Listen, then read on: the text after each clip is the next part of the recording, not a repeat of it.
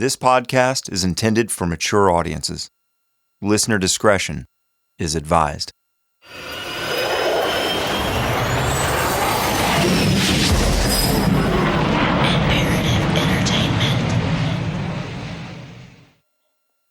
After Stoney revealed to me that he had found a map some 20 years ago, drawn by his father while on death row, we took it upon ourselves to see if there was any validity to it. We all wondered if it was real or some hoax concocted by a playful Billy Birt. When we began digging, we thought we had found something to substantiate the map. There's a chance you're going to find money. Good chance. They'll run that, boy. Oh, what'd you just hit? Heard that. What'd you just hit? Oh, son? It's flat. There it is. Oh my God. Wait a minute. Wait just a minute, son. Don't be... That could be a rock. It's hard. Is it hard? It's black. Is it black? Oh, I'll be damned. Oh my God. What could it be? We were quickly dismayed to find that our discovery was nothing more than a piece of rusted metal buried about 1.5 feet deep. But there was also a large piece of misshapen concrete that looked as if it had been poured to fill in a hole that previously existed. So somebody filled in the hole we found it when they fixed it, right? You see what I'm talking about? They filled in the hole we found it on that end. This whole thing makes sense, true? Maybe one of the other members of the Dixie Mafia had come back to the spot to retrieve whatever it was that was buried. Either way, there was nothing there now. But Stoney couldn't let it go. He just knew his father wouldn't have sent him on a wild goose chase like this. It wasn't his style. So he and his son Stone went back to the same spot a few days later. And I still cannot believe it. But he actually did find something. The metal detector went crazy on it. It wouldn't, but 9 or 10 inches down. When we found it, it had a piece of black plastic across the top, sort of as the first lighted defense. And when we pulled that black plastic off, there it was, something wrapped in white plastic. So we excavated it by hand, had Stone reach and fill of it. It was wrapped around and around with white, clear to white plastic, and the plastic had done degraded to where there was holes in it. And wrapped around that was regular hemp twine. And when I went to undo the twine, it just fell apart. It just disintegrated. What was up under the plastic and what was stuck to the gun with rust and just almost fused was a pair of black double knit pants, the exact pants that my mother made for him in 1970, 71, 72, because she kept him looking like Elvis Presley. She was one of the best seamstresses around. Unwrapped everything.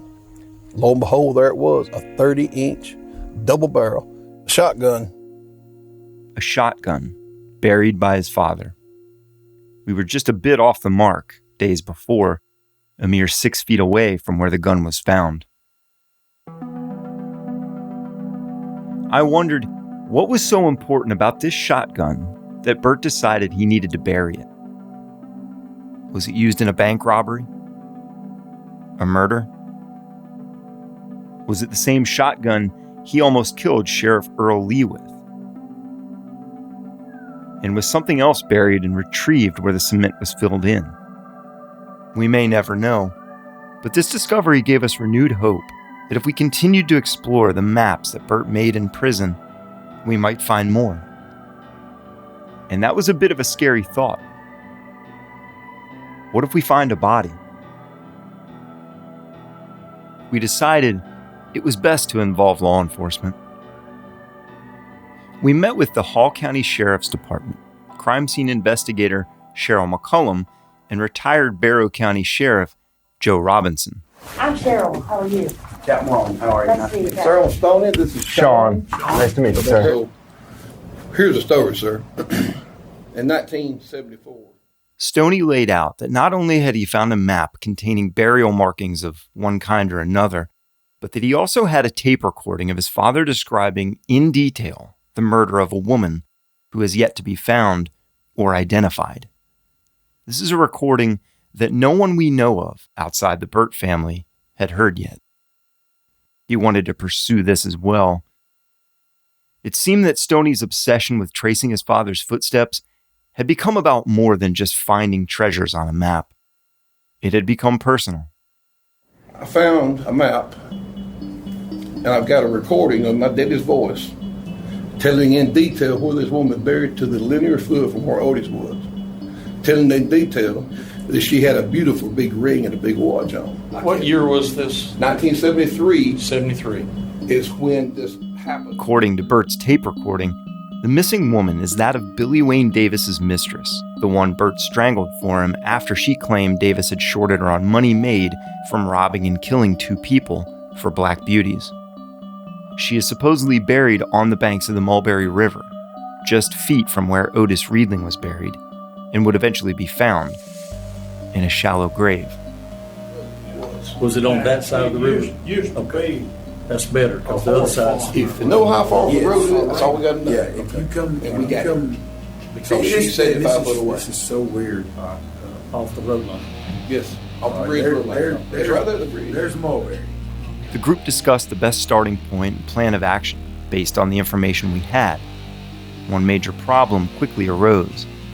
We didn't have an exact location of where Otis Riedling was found. There were no official map markings or aerial photos found in police records. So we watched what little news footage we could find to help provide clues. At the same time, a family out picnicking by the river here saw an arm sticking out of the ground. Also around the same time, a hiker smelled a really foul odor. But neither said anything about it. They were probably too frightened of the Billy Birt gang.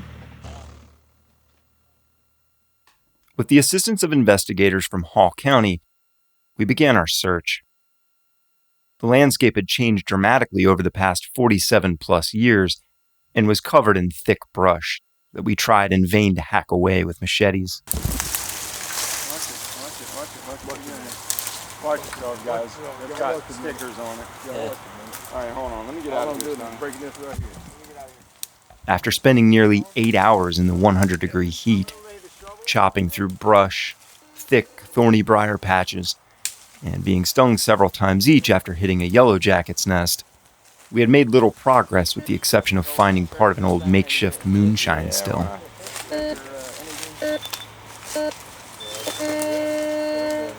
12 plus, and that's right in there.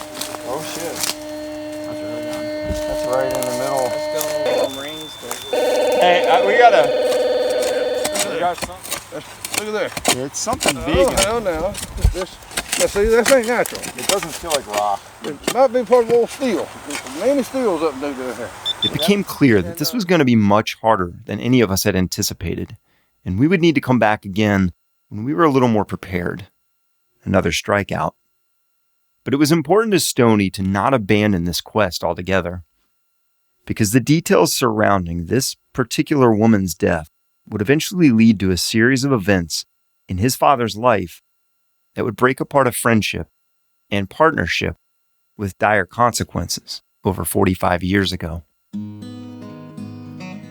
And this is where our story continues. From Imperative Entertainment, this is In the Red Clay. The murder case of the Marietta pathologist from May of 1971 had a major break in the summer of 1972. And let's be honest here, we all assume that Billy Birt and the Dixie Mafia was everyone's first choice as to whom carried out the murders. But police now had a woman in custody named Deborah Ann Kidd, who claimed she, and several others, committed the murders. And so begins one of the biggest and most embarrassing trials in the state's history.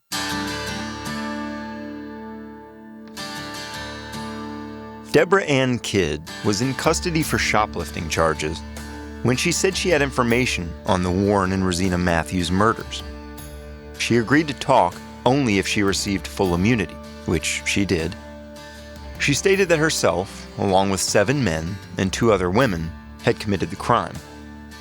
She told authorities that one accomplice, James Creamer, had been shot in the back when Rosina Matthews pulled out a gun and fired several rounds during the attempted robbery, which corroborated evidence at the crime scene. She claimed he had killed Warren Matthews and she herself had killed Rosina. Everyone she named was arrested and questioned. James Creamer had a bullet wound in his back. This is a judgment that I have made, and I am taking this action because now it appears, based on some matters which have come to my attention more than ever before, that a prosecution would be warranted. Eventually, after 5 different trials, the 2 women Kidd had named were found not guilty, and all 7 men received life sentences, with the exception of Creamer, who got the death penalty. The media had dubbed them the Marietta 7. Kidd, having immunity, was free to go. Main thing she needs is a little rest. It's been quite an ordeal for all of us. And I want to live a normal life, you know.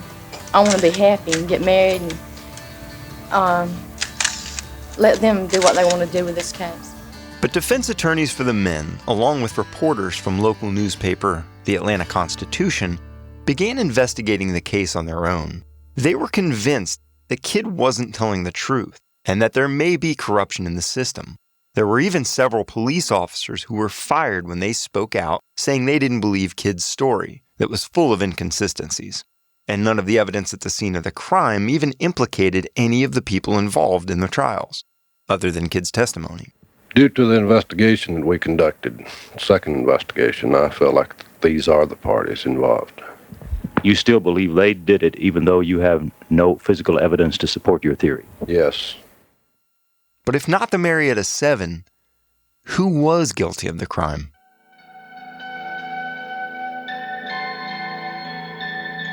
For some reason, people trust lawyers. I don't know why. And if you're going through a bankruptcy or any situation where you have to pull in your horns, a lawyer will tell you, I've had them tell me, hide all the money you can because on paper you fit to have to look destitute. Well, that kind of information is very valuable. Now, one of the things that attracted my father to Billy Wayne Davis in 1968 was he had the ear of at least 3 or 4 lawyers that sold him information like this. Billy Wayne Davis was getting intel from the lawyers on his payroll. And while Bert was in prison for the gun charge, Davis had been busy planning out several jobs, including a string of bank and home robberies. Bert purchased a 24-hour truck stop just outside Winder as a new front for his business. And as the rest of the world was busy preparing for Christmas, just a few days away, Bert and Davis were busy preparing to go to work. First on the docket was the home of an elderly couple named Fleming. Mr. President, on behalf of the American people, I would like to ask you to do us the honor of lighting the national community Christmas tree. There we got it.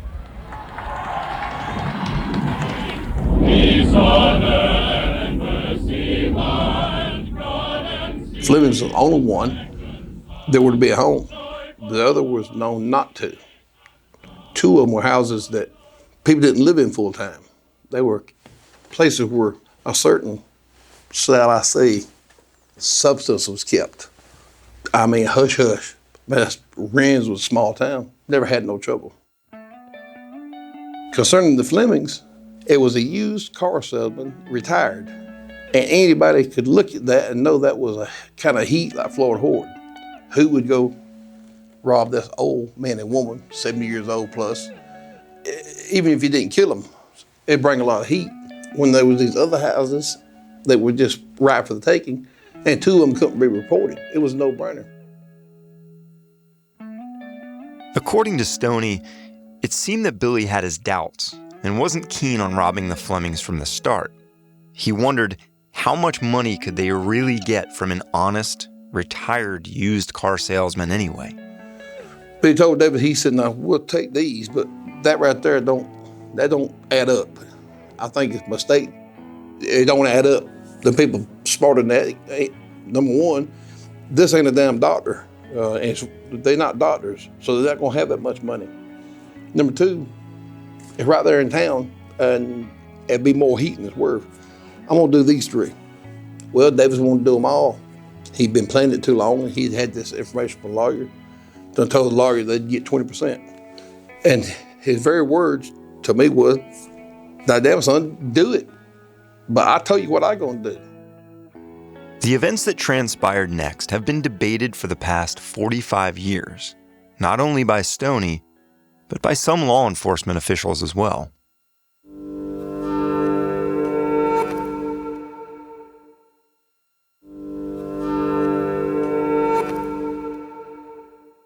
I started with the GBI in 1973 as a special agent. That's former Special Agent Robert Ingram.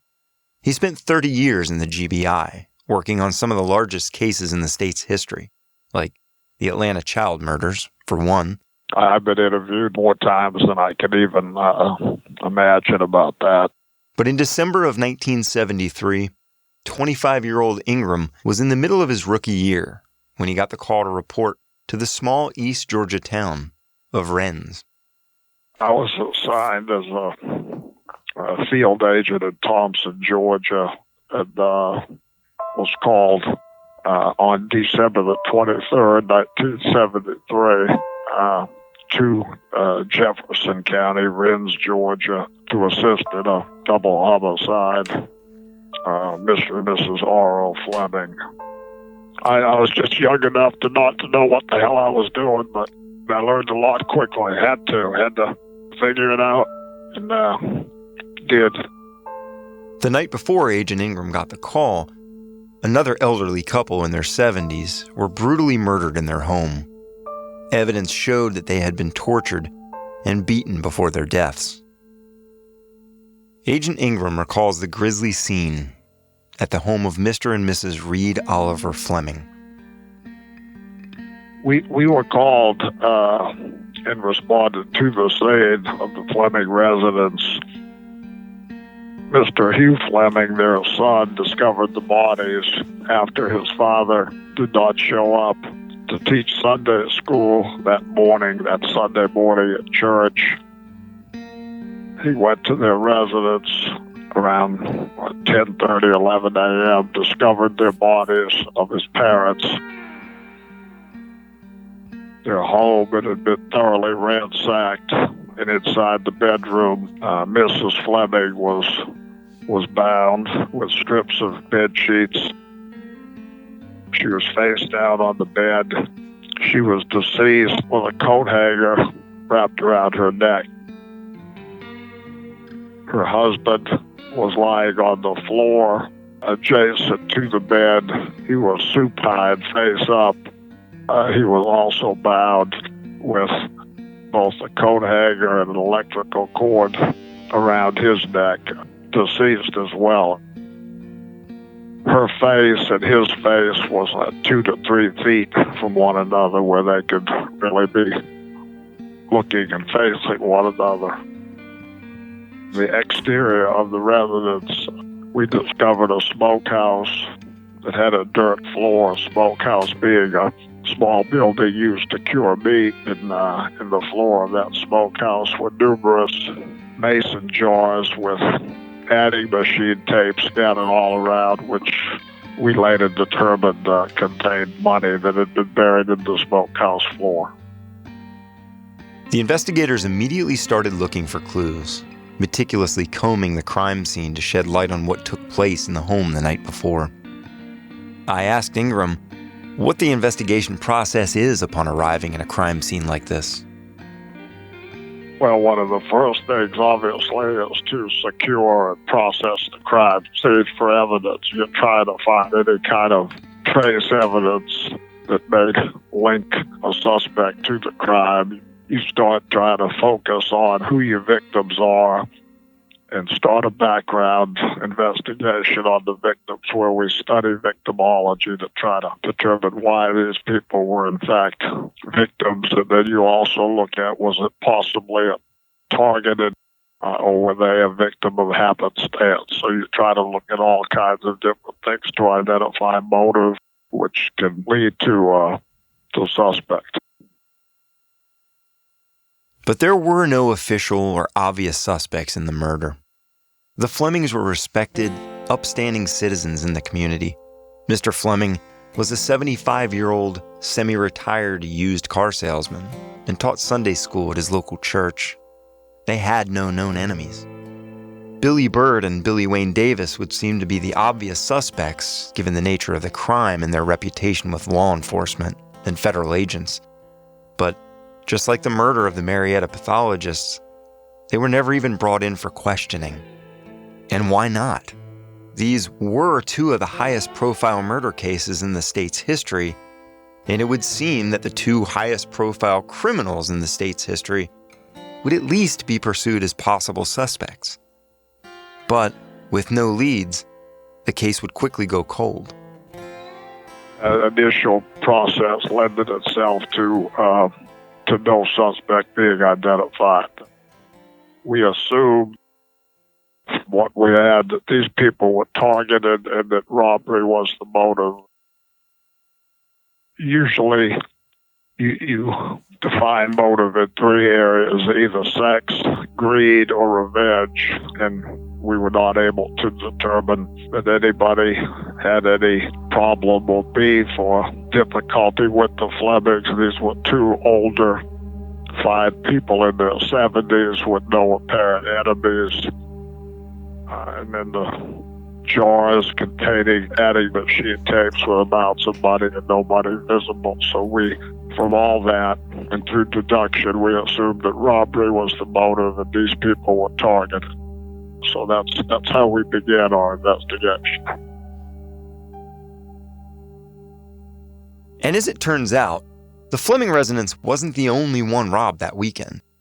Just a few miles away, two other homes were reported as being burglarized the night before, though fortunately, those homes were unoccupied at the time of the crime. One of those homes belonged to a man named Jerry Heyman. On the day prior to the Fleming murder, close time-wise, Jerry Heyman's house had been burglarized in Ridge, Georgia, some couple of miles away from the Fleming residence. So we thought the two could be related.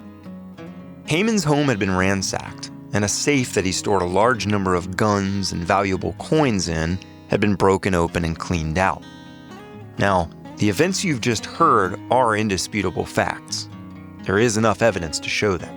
And Stoney openly admits his father did rob the Heyman house. It's the rest of the story that's debatable. But to fully understand what happened, we have to jump ahead a bit.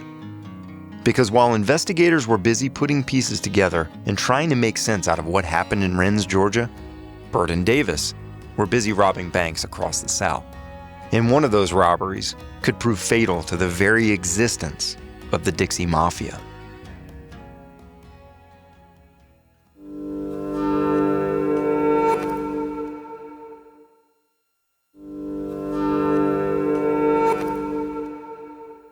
The men were about to rob a bank in Alabama when Davis called his wife, Mary, to check in.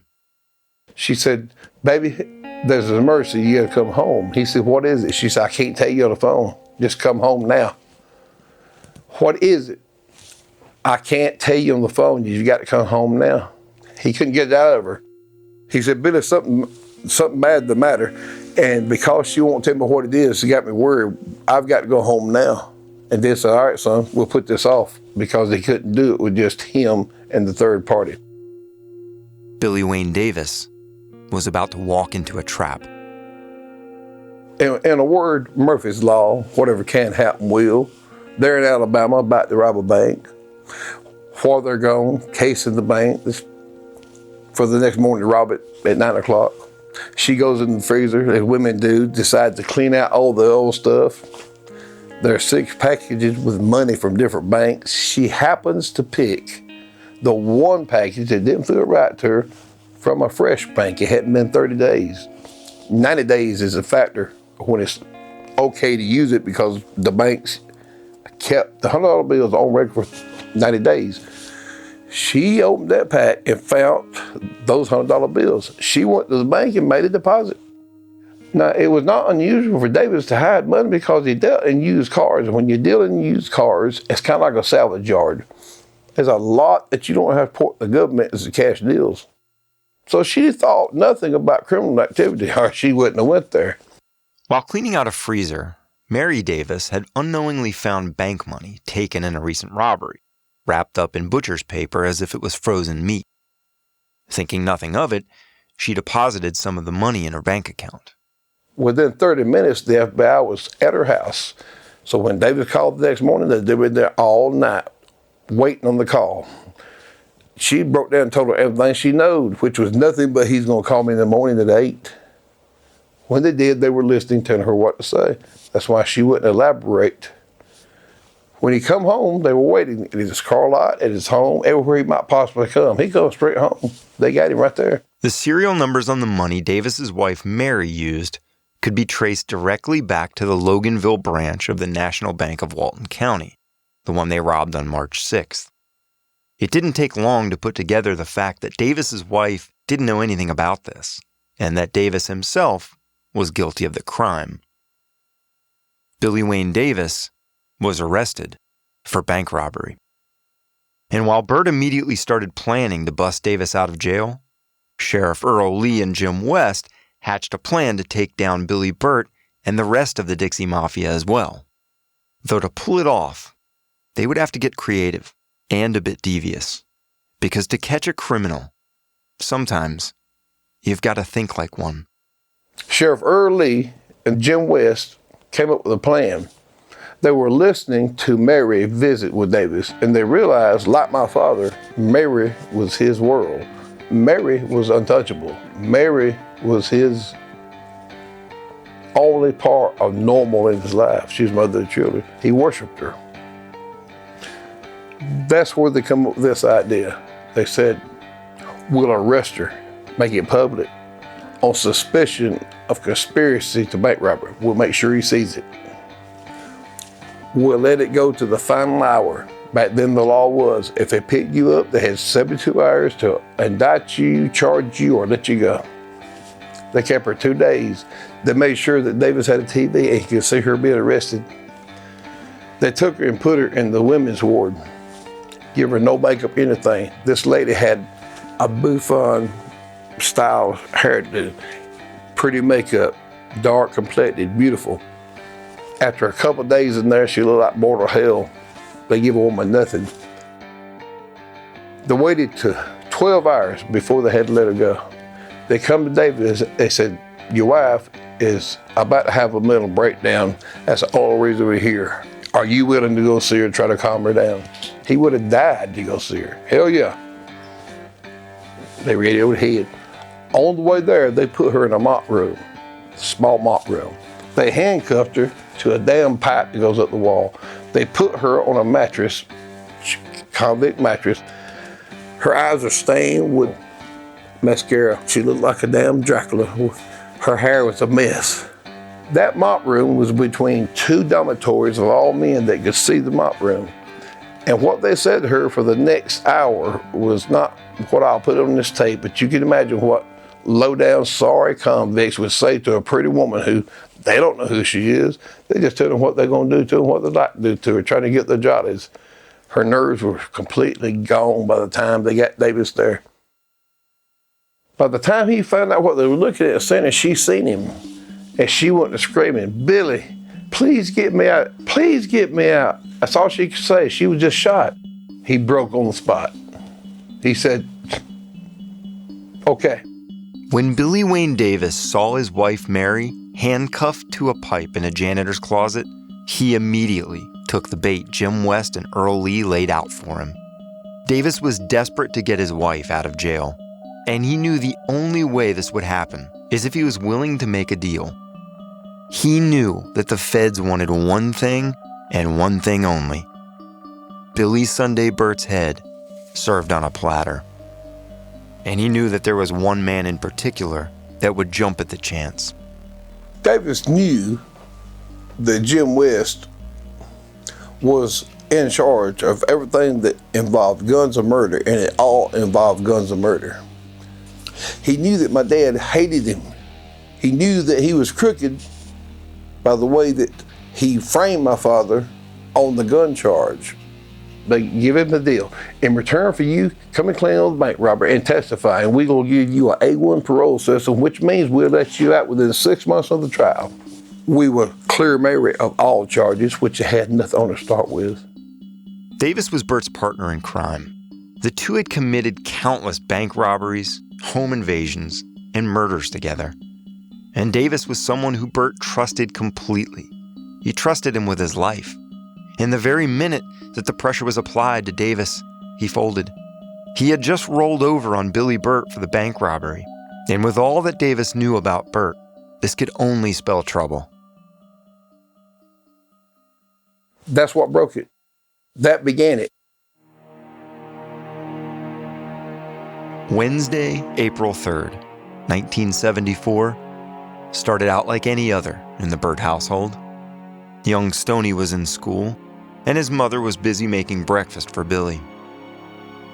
He'd come home about, I guess, 9, 10 o'clock, after being gone for 2 days, you know, for on business, as we always knew it was. And she didn't have any milk. She was making him breakfast because when he would come home after 2 or 3 days like that, he would sleep for a day or two. He would. So she said, honey, before you get undressed, will you run across the street to the Handy Andy and get me a gallon of milk? He said, okay. So he took her station wagon. All he had on was a pair of black pants. He was barefooted. As he pulled out, they swarmed him. My mother said it looked like, she said they rushed him, it looked like 20 of them all had the gun, and she heard one guy say, move, son of a bitch, and you're dead. When I come home at 3 o'clock, my mother, all the family, everybody was there. I knew something was wrong. He was picked up for bank robbery, never to come home again. Jim West, as always, had his man. And he was bound to make sure that Billy Sunday Birt would never step foot outside of prison walls again. And for this, Davis would prove to be his greatest asset. They took no chances. This was, after all, the most dangerous man in Georgia history. And little did Jim West know, Bert's arrest couldn't have come at a better time. In fact, his very life depended on it. He was picked up on a Wednesday. If he had to be on a Friday, Jim West would have been headed home to Good Hope, Georgia, like he always does, with a tape on his hood like he always put on it. Bert's plan was to have a dump truck hog the road, driving very slowly in front of Jim West as he headed home on Friday night. When West would surely start to pull around and pass the vehicle, Bert and one of his boys, who would be hiding in the back of the dump truck, would pop up and spray West with bullets from 2 machine guns. He done got the dump truck. This car would have been hogging the road. He probably might have cussed on his breath because he couldn't get around it, but when he went to get around it, 2 men would have stood up out of the back of that dump truck, looking down on him with their bar rifles, and that'd been the end of him. That's Murphy's Law. Jim West had no idea. That was my dad's plan. Jim West was dying, just as Davis was, because he knew too much and he had too much on the line. Billy Sunday Birt was brought to the Cobb County Jail yesterday afternoon. He's now in a maximum security cell on the 4th floor of the prison. We had adequate security, of course, Don. I carried 2 automobiles and 4 deputy sheriffs and 1 state officer. What about weapons? Well, we had adequate weapons. We had a semi-automatic weapon and a rifle and, of course, handguns, shotguns. You think Bert was aware of all these precautions that you were taking? Yes, I made him aware of them. Bert will get special treatment while in the Cobb County Jail. He may have visitors, but only his relatives. When he goes to the grand jury or to court, he must be accompanied by a federal marshal. I was not worried. He had been picked up 50 times before. He was bigger than law. He was bigger than life. He was Billy Burt. He was Elvis. He was it. Billy Burt could not be touched. But when Davis turned, all that changed. That's when I became concerned. I said, damn it, this is so real. I think that was the day that I fully realized that, my dad was gone. That's the day that I decided to be him. So I went to being him.